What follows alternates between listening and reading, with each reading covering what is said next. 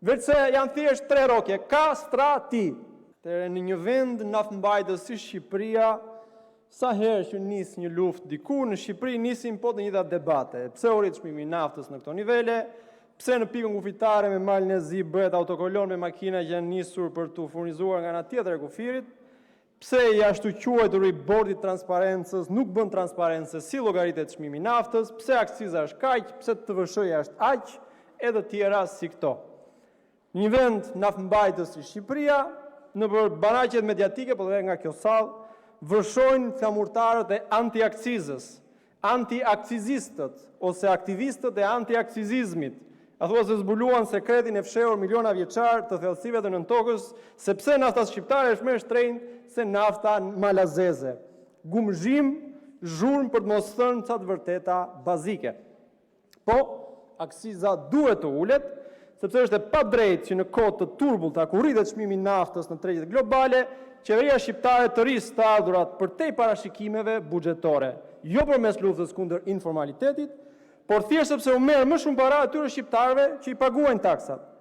Kjo është e padrejtë, sado që kolegët e mazhorancës t'i bien violinës së kopshteve dhe shkollave të reja që do ndërtohen me këto të ardhura, sepse kur vjen puna, të gjithë e dimë se si hartohet buxheti i shtetit dhe ku shkojnë taksat e shqiptarëve për koncesione dhe për PPP.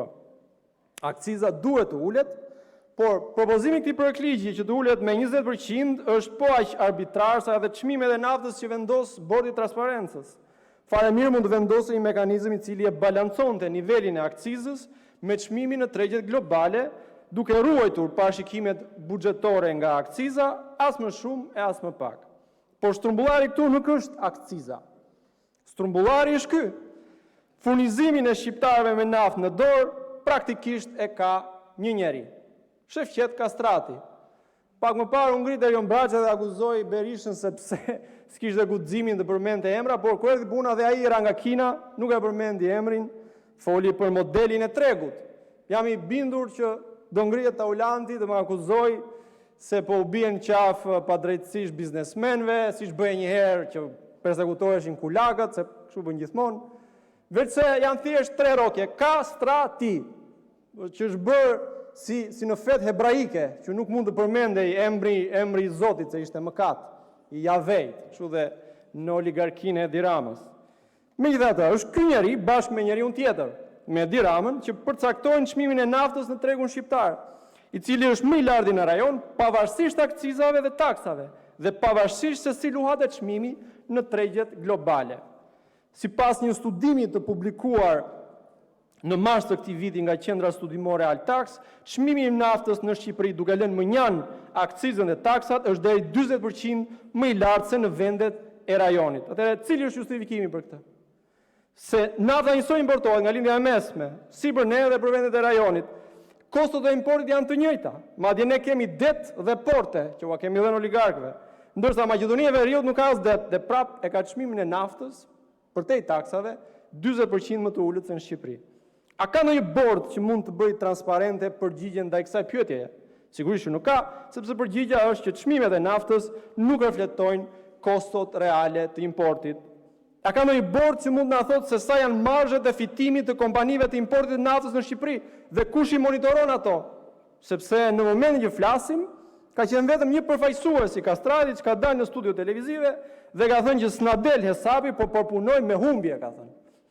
Dhe për koincidencë, po të njëjtën gjë, ka thënë për 20 vjet edhe Bankers Petroleum, që punojnë pa fitim dhe prandaj nuk paguajnë taksa.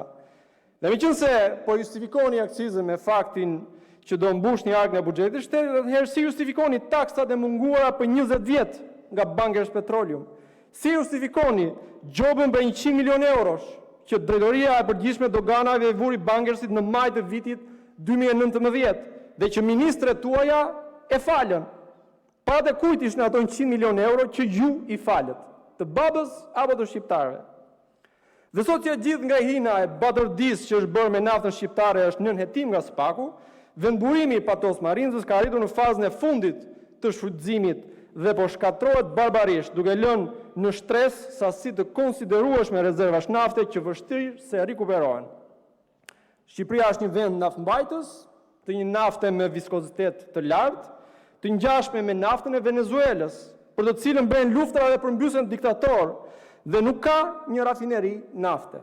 E ka pasur rafinerin dikur, dhe pas 10 spekulimesh me investitor fiktiv, pas hakut të punës punëtorëve që nuk paguaj, Edi Rama vendosi ta shembi rafinerin e naftës në Ballsh, edhe pse prej saj nxirreshin deri në 12 nën produkte të naftës.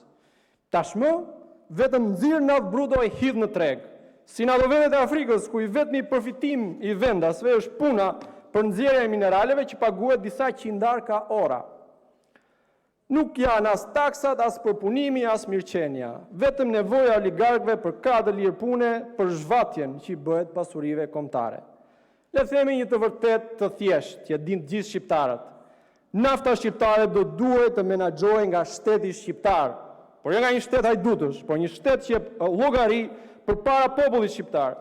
Do duhet të ringriheshin institutet studimore të naftës dhe të hidrokarbureve. Do duhet të përgatiteshin në Shqipëri kapacitetet e reja intelektuale të inxhinierëve, që do merrnin në dorë menaxhimin e naftës në të ardhmen. Do duhet të ringrihej rafineria e naftës me standarde bashkëkohore, në mënyrë që Shqipëria dhe shqiptarët të përfitonin maksimalisht nga kjo pasuri kombëtare. Do duhej që të ndiqej modeli norvegjez i fondit sovran për menaxhimin efektiv të ardhurave nga nafta. Ai fond sovran si në Edi Rama e përmend shkarazi sa për propagandë sa hera vitet në një kompani e huaj në vendburimin e Shpiragut. E meqense këtu po flasim për naftën, nuk duhet harruar gazi natyror i Shqipërisë. Para 3 ditësh, në Komisionin për Punë të Jashtme, kolegu Kapri i drejtoi një pyetje me vend ministrit Hoxha, nëse kishte dieni në lidhje me kërkimet për gaz në Dedin Jon, që pritet të fillojë Greqia, në atë që njihet si bloku 2.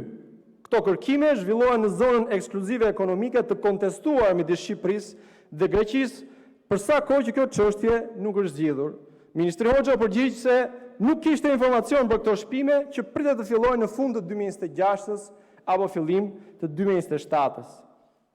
Tani, Ministri Mjedisit nuk ka informacion për shkatrimin e naftës. Ministri Jashtëm nuk ka informacion për gazin në det. Ish Ministri e Infrastrukturës nuk kishte informacion për një dosje me 16.000 faqe për korrupsion me rrugë me tunele. Dhe sigurisht që më i pa informuar në Shqipëri është Edi Rama. Ai që kemi votuar që të na ruaj vreshtin, por që i han kumbulla dhe darkë mbrapa shpine të shkretit. Atëherë ndoshta mund të përgjigjet ministri aktual i infrastrukturës, zoti Karakaçi, që sigurisht që nuk ndodhet në sallë, por ndoshta na ndjek nga ekrani i vogël në shtëpi. Kam disa pyetje. A keni informacion që do të fillojnë shpimet në det? A janë kryer studime të thelluara lidhur me faktin nëse vendburimi i gazit në bllokun 2 nga pikpamje gjeologjike është i njëjti me vendburimin e Delvinës? A keni marrëveshje me shtetin grek për ndarjen e prodhimit të gazit? Sa përqind e prodhimit do jetë për Shqipërinë, sa për Greqinë dhe sa për operatorin? A jeni në dieni se në vitin 2015 Shqipëria ka dërguar notë verbale proteste Greqisë dhe kompanisë operatore për operimin në zonë të kontestuar detare, çka është në kundërshtim me konventën ndërkombëtare të detit UNCLOS. Atëherë, nëse jeni të dieni të këtyre fakteve, atëherë përgjigjuni, jo sepse ju a kërkoj unë, por sepse populli shqiptar i kërkon këto përgjigje. Apo dhe ju jeni pjesë e kabinetit të paditurve, të atyre që jo vetëm që s'din, por edhe janë të paditur nga SPAK. Faleminderit.